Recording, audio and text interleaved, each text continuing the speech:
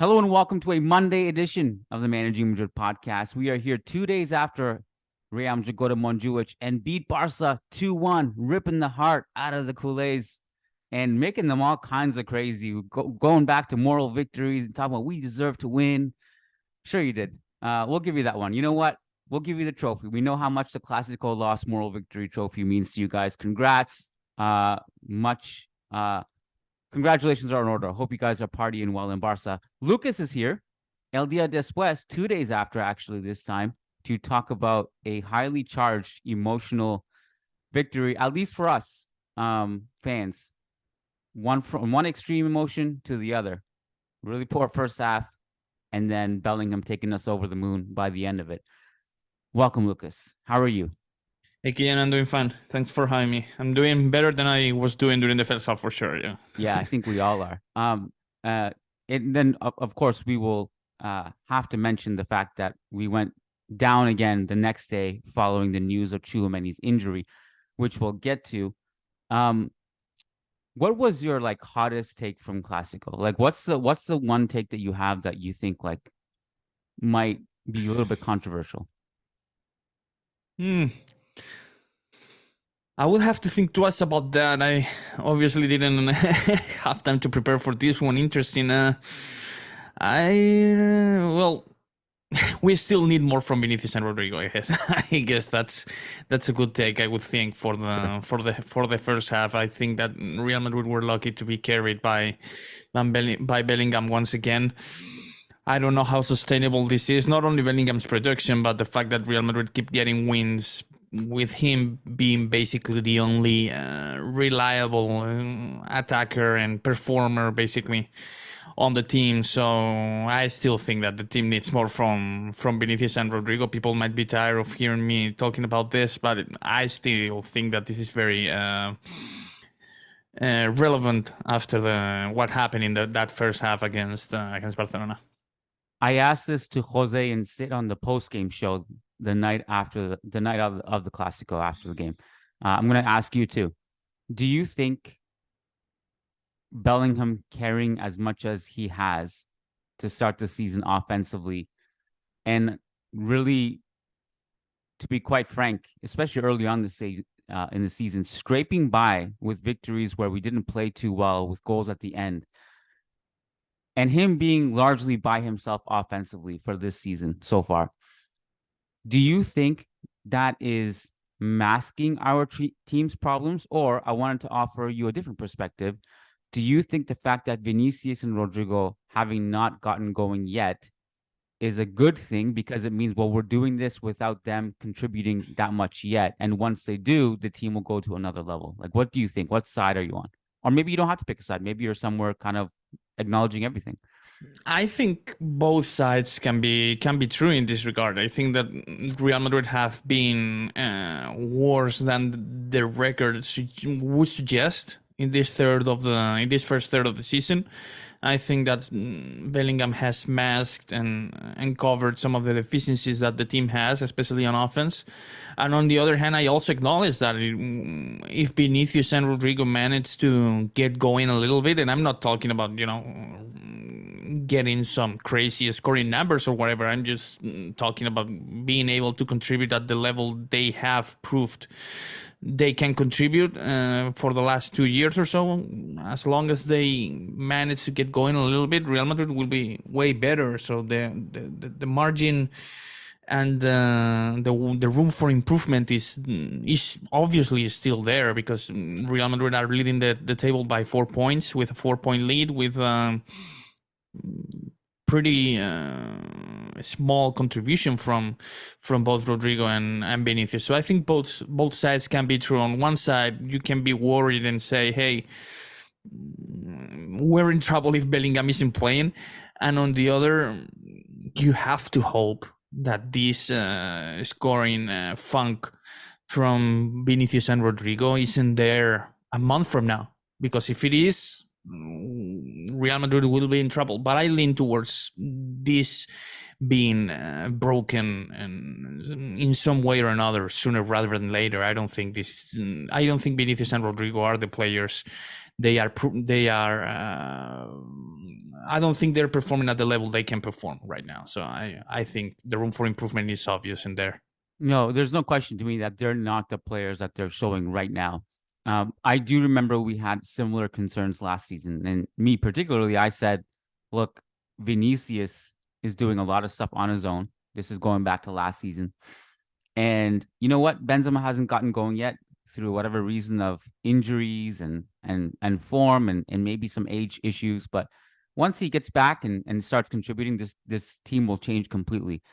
That never really came apart from one month blitz where he went crazy. And in that 1 month, we actually were beating teams more comfortably, whether it was Barca or Chelsea.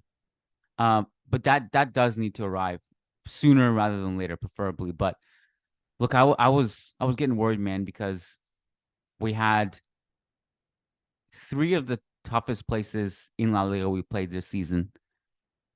And obviously, like, as much as I want to include Girona in there, and I think that was a very, very important victory going to Girona. That was the most comfortable kind of quote unquote big game in La Liga we've won so far.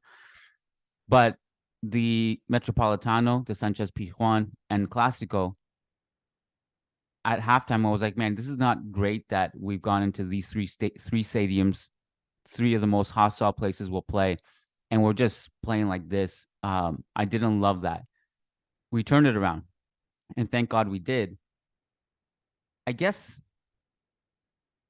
my question is, in these situations, as always, because I'm very process oriented when it comes to these things rather than results. So I'm like, okay, we lost or drew, we won, but how do we play? What's sustainable? What's not? I guess my question is always like, how much do we learn from that first half? And I think we learned some things from the Metropolitano loss in that Tchouaméni was starting. It's sorry to hammer this point home so many times, but this team is completely different when Camavinga is not in the field. And that's another big learning point that we just keep adding to the list of learning points. This team is just different with him on the field. And we can talk about Bellingham, obviously, like saving the day. That's really what happened. But there are a lot of surrounding pieces in the second half, and Camavinga was one of them that I don't know if we would have dug ourselves out of it if it wasn't for him completely transforming our play, stemming from the left back position. Did we learn from this? I think so. I think that Ancelotti started the lineup he should. Yeah, I mean the most predictable one, granted, and maybe Camavinga could have played some minutes on the left back spot, but I think Ancelotti did learn from the experience at the Metropolitano when he left Tchouaméni on the bench. I think that Tchouaméni, as you mentioned, was crucial and is crucial to the team's success this season. Granted, this comes with some bad news because of his injury, which we'll definitely discuss later. But I think that Ancelotti has learned that he needs a defensive presence in front of the defensive line, that he needs a pure defensive midfielder there rather than playing Kroos as an anchor, with having Valverde and Modric alongside him. I think that Ancelotti has learned, yeah. Well, what's interesting now is that when we talk about the injury to Tchouaméni, now the discussion changes again, because Camavinga is probably going to be the guy who's going to play the 6 now. And maybe there will be games where Ancelotti will put Kroos there. If he does that, I think and hope it'll be games like at home versus whatever small team in La Liga that won't punish you for that too much. But for the large majority of it, I think it's going to be Camavinga as a 6, as it should be, because based on the remaining squad members that we have available, he is best suited to play that role. I guess now the question is, will he improve certain aspects of his play playing there? I forget which game it was that we played earlier this season. I'd have to look at the schedule. It was at home. I was even at the game, I think. What was the game he played as a 6 at home? Was it Union Berlin, maybe? One of those? Although I don't think you covered that one from the Bernabeu, so No. It must have been... Maybe I wasn't at that one. Who knows? Not entirely sure, but I agree with your point, yeah. Yeah, my point was, No, it wasn't. I was at the Las Palmas one, and Okay. maybe it wasn't Osasuna, was it? I Maybe don't it think was he played Union as a Berlin. six. I don't know. I don't know. Anyways, the point is, um, I think it wasn't Union Berlin. I don't know why I'm trying to figure this out so adamantly on the podcast live where our listeners listen. But yeah, it was Osasuna 4-0. Okay. So the problem with that performance was that under pressure and sometimes out of like without being pressured at all, he wasn't reliable with his distribution coming out of the back. He's for whatever reason more reliable under pressure at the left back position than he is as a DM. I just feel like Camavinga is the type of player who can solve things if you give him enough reps. If you think about his evolution at the left back position, Lucas, there were just some things positionally that he would struggle with and teams could exploit. But he kind of just figured it out. So I feel like if you give him enough reps at DM, he will figure it out. He's that type of player. I guess it's just, this whole situation is crazy because he just goes wherever the injured player who left the void was. And that's his Real Madrid career in a nutshell. He just goes wherever the team as a whole. And I think it's going to be the 6 now. Yeah. Yeah, it's going to be the 6, although I also think that Ancelotti here and there, whenever he needs to make some rotation and use his depth, I think that maybe Ancelotti will and could throw him at the left back spot and play Modric and Valverde with Kroos in the midfield, even though, again, I just acknowledge the fact that I think Ancelotti has learned. But I also think that in some games he can get away with using that in order to use the minutes at his disposal and to manage the depth of his squad properly. So I think in some games, maybe even against Rayo, who knows? I think Bellingham could get some rest against Rayo. I think against Rayo we will see some rotations definitely. So maybe, I don't know, maybe Ancelotti could ultimately throw Modric in there and give him the chance to start here and there. Although again, if he wants to make some rotations, I also think that players like Fran Garcia or Mendy could also be used in that position. I don't think Camavinga is a player who particularly needs to keep playing no matter what. I think he can get some rest here and there as well. Sure. So, as long as it's not a huge game that you know. Exactly. So, but he is, no matter how you spin it to me, he has to be in the Once de Gala. He has to be. So figure it out. It's going to be a while until Real Madrid are forced to play with an Once de Gala with Tchouaméni there, though. So it's going to be a while after Christmas, really. I don't think we're not even close to it. Yeah, you're right, not for a while. I mean, the one I'm looking at the schedule that you'd probably do that is Supercopa in Riyadh, January 10th against Atletico. Not entirely sure about Tchouaméni there, though. Well, maybe a bit too early. It's a 2-month evaluation, right? Yeah. These fractures are always tricky, though. Yeah. I don't think anyone knows the exact date, but let's assume it's 2 months on the dot, which would be December 29th. And the game after that is Mallorca, January 3rd. So a bit tricky to give him the chance to start against Atletico in an important game, I think. Physical game as well against Atletico. So it's possible that the first game will be the one after the Supercopa, which is Getafe, January 14th. Yeah, and then obviously you don't need to start your Once de Gala against Getafe, I assume. Yeah, no, but you probably need to start giving him reps. Oh yeah, sure. I mean the entire construction of the 11, not only Tchouaméni. Yeah, although the Champions League, we don't know our opponent and what that schedule is yet. Yeah, but that's always in February, right? The round of 16, I think. Yeah. Yeah. So these are the games: Rayo, Braga, Valencia, Cadiz, Napoli. Those are all the games in November. And really, you might even argue Valencia might be the toughest test. Napoli is that's the better. Home, though, right? It's at home. Napoli is the better opponent. But it's also a situation where you really only need 1 point from the remaining 3 Champions League group games. So in terms of importance, I'd rate the La Liga ones more at this stage. Possibly, yeah. And December is okay. Apart from, Betis away, that's always tough. Villarreal at home.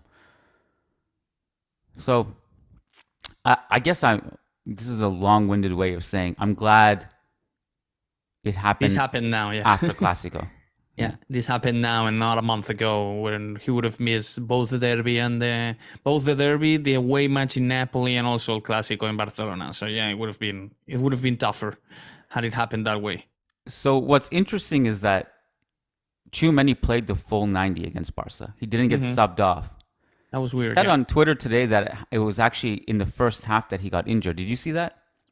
Yeah, I saw him saying it. Yeah, but I didn't even notice anything during the game. Yeah. Me neither. I mean, he played fine throughout the game. I actually have some good second half notes on him too. So maybe it's just one of those things that after the game, you just kind of walking around. You might have he sensed something or The club said a stress fracture, and it's very small bone on his foot. So I'm guessing that it only bothers him whenever he has to pass or shoot with that left foot, which might be the reason why he was able to stay on the pitch. Definitely not able to play consistently through that for the next for the entirety of the season. So that's why Real Madrid are definitely tackling this situation now. But I'm guessing that maybe he was fine to play 50 or 60 minutes through it if it was on his left foot, and it only maybe bothered him whenever he was touching the ball with that left foot, maybe not with running or anything like that. the context, of course, was his tweet was to defend Gavi. You saw Yeah. that part too. Yeah. Yeah. I'm sure. I feel like everyone listening to this has probably already seen it. I don't know if we need to provide more context than that, but do we have anything else on Tchouaméni, Not Camavinga? on, not on, well, Camavinga I thought was brilliant off the bench. I think agree. he gave Real Madrid life through the flank. I think he was definitely brilliant, and one of the reasons why Real Madrid were able to come back. Not only to come back, because the comeback was to maybe quote unquote isolated plays, if you will, but Real Madrid were much better on a performance level on that second half, and I think Camavinga was one of the big reasons why. So it will be interesting to see. He now has 2 months to show and prove that the defensive midfielder spot is actually his favorite, and the one where he can actually contribute and perform at a high level more often than not. I think he has 2 months to kind of prove his worth and put the money where his mouth was, right? Whenever he was talking and asked about his favorite position, I think he has a very good opening right now with Tchouaméni injured. Granted, I'm definitely sure that Camavinga didn't wish this to happen to Tchouaméni, but he now has to put the money where his mouth was. So When you see the results this season, Lucas, and you see where Real Madrid are on the table, which is joint tied for first, 28 points, identical Girona, 9 wins, 1 draw, 1 loss. We've scored less goals than Girona, but have conceded less too. Low key, this has been, you know, and this is me looking at the process of it, but low key, Lucas, we've had the best defense in the league. But it just still feels like it's not good enough. Is that harsh to say? it's not. I think the first goal, well, the only goal Barcelona scored on Real Madrid on El Clásico was a very poor defending from. No matter how you spin it, really, from Alaba, whose intensity wasn't there when he's meeting Gundogan there. Even from Tchouaméni, who was a bit careless with his misplaced pass. So the defending doesn't seem to be working all that well to me. But at the end of the day, Real Madrid are still scoring the points. So we'll have to hope that Alaba to me is the biggest reason why Real Madrid's defensive line is struggling a little bit, because I think Carvajal has been great so far this season. I think Rudiger has been great so far this season, and I think the left back spot, even though it's inconsistent, I think it's not been a big weakness so far. So I think Alaba is the one player who needs to step up a little bit, and I think he can do it. But yeah. Well, we've conceded the least amount of goals in La Liga, but we're 6th in expected goals against. So the teams are missing chances against us too, and that's why the numbers may be a little bit skewed. We'll analyze it again at Christmas. On Alaba, I think the thing that worried me about him in Clásico particularly was that, these mistakes sometimes where maybe he just left to have the final defensive play and he just gets it wrong. I felt like the Clásico one, there's a little bit of bad luck in that he tries to clear and it just bounces right to Gundogan. But he's had a few before as well. But, I always say like his ball progression is so important from that position. I didn't really like his passing in the Clásico. Like there were a few times where Bellingham is making a great vertical run in front of him. He could play a through ball that he's capable of, and he just looked Bellingham off. And I don't know if it was a confidence thing. I don't know what it was, but when he's neither defending well nor the ball progression is not quite there at the level we're used to with him, it can be a bit problematic. Yeah, I guess this was the question I was going to ask you. Mm-hmm. Are you more optimistic now than you were before the season started? Well, the 4-point lead is important, definitely, and not only the 4-point lead, but also the tiebreaker, assuming you don't lose the game at the Bernabeu in the second half. So in the second half of the season, so I think the 4-point lead is very important, and Real Madrid have a very good opportunity ahead of themselves to keep taking care of business now that the schedule might be a little bit more manageable ahead of the Christmas break. So it's a matter of now Real Madrid not taking some games for granted, which they've done in the past. I think they've come out of in some of those games with less intensity and less sense of urgency that it was required. So as long as the players treat this next month, these next 2 months in a serious manner, I think that Real Madrid have a good opportunity to maybe even increase their lead in the table. I think they're a better team than Barcelona. Barcelona has struggled a little bit this season, so to me, it's a matter of the players kind of, again, treating the opposition the way they should treat them and take the game in a very serious manner with intensity and with composure from the get-go. I think the situation is definitely very good for Madrid with a 4-point lead already. The fact that we're winning the quote-unquote small games is important to me. Mm-hmm. That's been a struggle of ours. Sometimes the struggle of winning those ones is more than winning the Clásicos. Low-key, and this is off the top of my head, and I did this off the top of my head after the game too, and I didn't fact-check myself, and I haven't fact-checked myself again. But I believe in official matches, the head-to-head with Ancelotti and Xavi is now even. Mm-hmm. Is that correct? I don't know. Oh, okay. I didn't look up the data, but it would be interesting. Yeah, I thought it was 4 wins each, if I'm not mistaken. Not counting the friendlies. Not counting precisions and like that. Yeah. Okay. Super Cups are there, I assume. Yeah, I counted official Super games. Cups. Oh, okay. I think we've only played them twice in Super Cup in this era. One we beat them, the other one they beat us in the final. Right, with Xavi in charge, yeah. Yeah, with Xavi specific. I mean, with Koeman, we won all of them, I think, but it seemed like we did anyway. So we kind of I guess, I don't know, trying to figure out how to word this question to you, but I complain so much and we complain so much that because you just said we're better than Barcelona. I agree with that, but sometimes I just can't prove it because when we go into the Clásico, we don't play like we're better than them. But I'm talking about in the abstract of we should be beating these guys. Come on, we have the tools.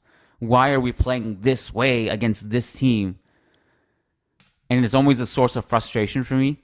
But then I just looked at the record. I'm like, well, maybe we overblow this idea that Xavi always gets it right against Carlo and wins that battle? I think part of it is that we don't start games the way we should. But we finish them really well. And it's kind of like the equivalent of an experienced boxer going into the ring, letting the young guy get all of his punches out, drain his energy, and then just uppercut him. I feel like that's what we're kind of doing.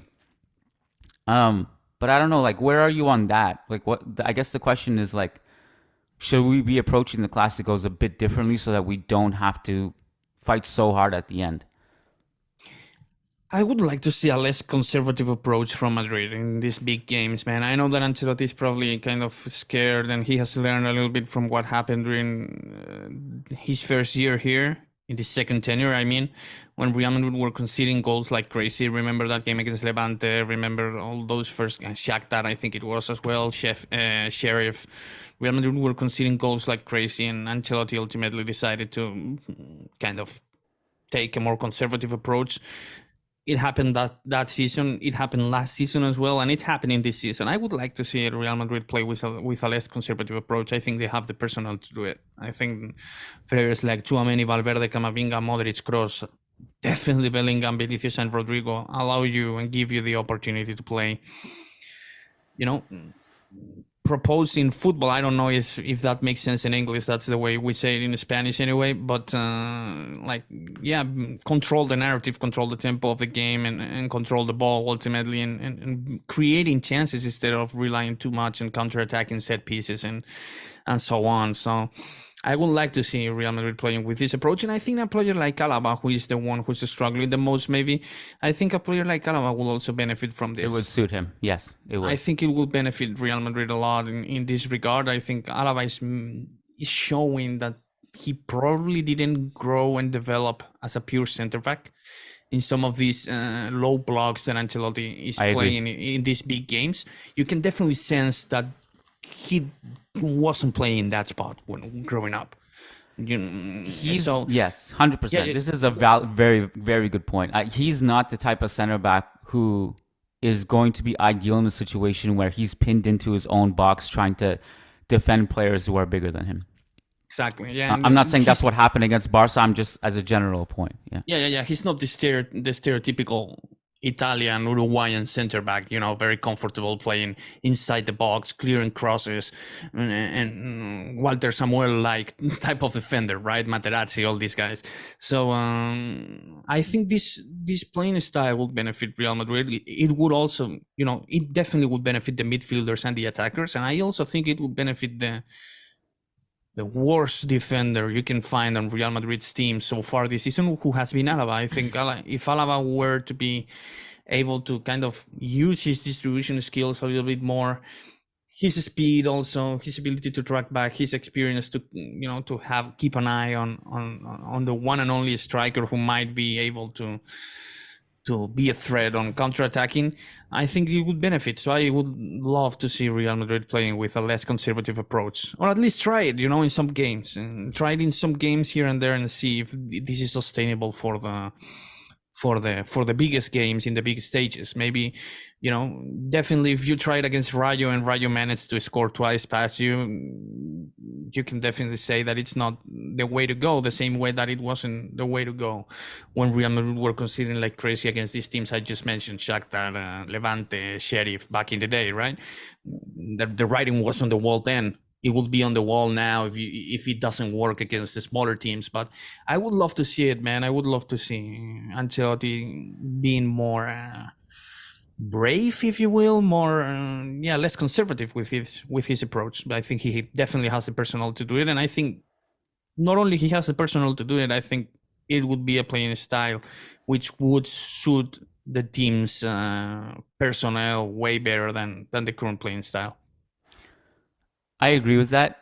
I think I don't mind conservative football, but I think the problem we run into is that you eventually come up against a team that doesn't care about your plan to conserve energy and press in the second half, like we did against City last season at Etihad.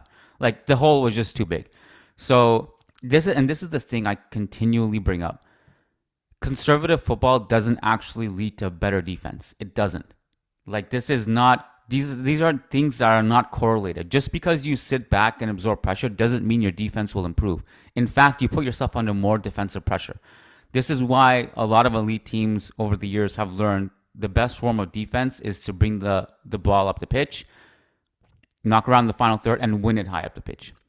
To actually, so that you don't actually have to test your goalkeeper and your backline as much as you would defending in a low block if you're not geared to play that way. And I also think that maybe this is my Xabi Alonso fanboy colored glasses that I'm wearing, but I watch that team play. I'm like, these guys don't care who they're up against, whether it's the last team in the Bundesliga or Bayern Munich, who are way more talented and have way more money and a bigger budget than them. they just go and play their way. They're going to press you high up the pitch. They're going to win it high up the pitch, and they're going to play that way. And I just I'm looking at Leverkusen's roster. I'm looking at our roster. I'm like, there's no way, there's no reason why we can't take the game to Barca from the beginning. Away. And again, it doesn't mean you have to go all out the other extreme, but I also feel like you're just limiting your own chances by putting your backline under that much pressure and relying on, let's be honest, as much of the second half we improved, a Bellingham goal that was 0.01 on the XG chart that a normal human mortal would not score. He's just on a different level right now. So we have the trump card, the bailout card of Bellingham, but it does need to improve. But I will say again, I really liked our performance in the last 30 minutes or so. Mm-hmm. It was very good. Yeah, Bellingham goal aside. You can play the same way for the entirety of the game, I think. I mean, why not? You have 5 substitutions. You have the depth. You have depth. You can do it. You have the depth. I mean, fatigue is not an excuse. I don't think you have a young midfield. It's not like you're playing. Kroos is not young, but granted, you can introduce some midfielders here and there, so you can play that way. I don't know why you would dig yourself a hole and then expect to come back and play well for the last third of the game. I think you have the personnel to do that for the entirety of the game and take the game to Barcelona. Maybe not to other teams in Europe. Definitely, maybe not to Manchester City, for example. I don't think Real Madrid have the midfield to compete for the ball with Manchester City. I don't think so. But for Barcelona, with this version of Barcelona, I think you definitely can. So, and also, I think of a backline of Carvajal, Rudiger, Alaba, and Mendy. I do see why those 4 would struggle against counter-attacking opportunities. I mean, they are quick as hell. They're physical. I don't know why. I struggle to find, and also add Tchouaméni there in front of them. I don't see a reason why those 5 would struggle defending counter-attacking chances. It's just pretty much as perfect as you can find in world football to defend counter-attacking opportunities with those 5, I think. Yeah, you have the physical ability. This is not Yeah, sorry, Kiyan. It just came to my mind that, Ancelotti, when he changed his mind 2 years ago, Casemiro actually, you could see maybe his legs weren't there when defending counterattacks, right? You could see that maybe he wasn't as fast tracking back in counterattacks and helping the back line. So I think Tchouaméni is an upgrade in terms of when compared at least to that last version of Casemiro we saw when Real Madrid were trying to implement a possession-oriented style of football. I think Casemiro was then starting the season in good form. I think we all noted and acknowledged that. And I think that was one of the main reasons why Real Madrid were struggling so much defending counterattacks. Now you have Tchouaméni, you also have Rudiger, who is, again, I dare you to name 3 better center backs than him against counter-attacking teams. I think he would be brilliant in that regard. And also Mendy and Carvajal are physical and fast. So I don't see why the team will struggle against a counter-attacking team. I think we have the tools to play that way because, the emergency scenario where your high line does get beat and you need a system to track that. We have the tools at our disposal to play that way. And, maybe I don't know if this is a good thing or a bad thing, but Kepa is one of the most aggressive keepers in Europe when it comes to coming off his line and sweeping that up. Yep. So you have that as well. But yeah, look, I kind of do believe that we have the tools to play that way. But for a large majority of our games, this system has worked. But the problem is sometimes you might just dig yourself too much of a hole and not have enough in the tank for the final surge. So that's what concerns me ultimately. Do you have any concluding thoughts, Lucas, before we wrap it up here? Not really. I think we covered it all. I think that we did a good job wrapping things up, and hopefully, Real Madrid can use these next 5 days to improve their legs, get some rest. I think Vinicius acknowledged this after the game that the team needs it, so they can get some rest and get ready for. I think it will be an intense next 2 months in terms of, keeping their composure and making sure they show up in every game, even against the smaller teams. It's one of those things you need to do to win La Liga. And that's why La Liga is so hard to win. You need to show up every single day. You cannot skip a game against an away game against Getafe in January in the cold winter in Getafe. So you need to show up, and that's why it's so tiring and so demanding from a psychological standpoint. So hopefully they can do it. When are we doing mailbag this week? That will be Friday if you can. Yeah. Okay. So this is the last free show of the week. On Wednesday, we'll do a live call on Zoom for members.